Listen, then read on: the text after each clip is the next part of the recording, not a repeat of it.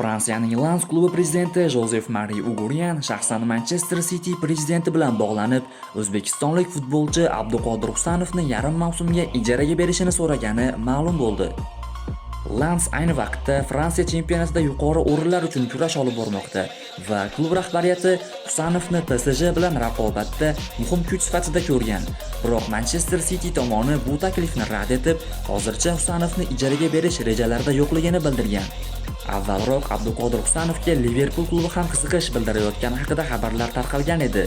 Bu esa yosh himoyachiga Yevropaning top klublari tomonidan katta e'tibor bo'layotganini ko'rsatadi. Ma'lumot uchun Abduqodir Husanov 2025-yil yanvar oyida Lens klubidan Manchester City jamoasiga 30 million yevro evaziga transfer qilingan. Hozirda Manchester City Husanovni kelajak uchun muhim loyiha sifatida ko'rmoqda va shu sababli uni ijaraga berishga shoshilmayapti. Abduqodir Husanov atrofidagi transfer voqealari esa yaqin kelajakda yanada qizg'inlashishi kutilmoqda.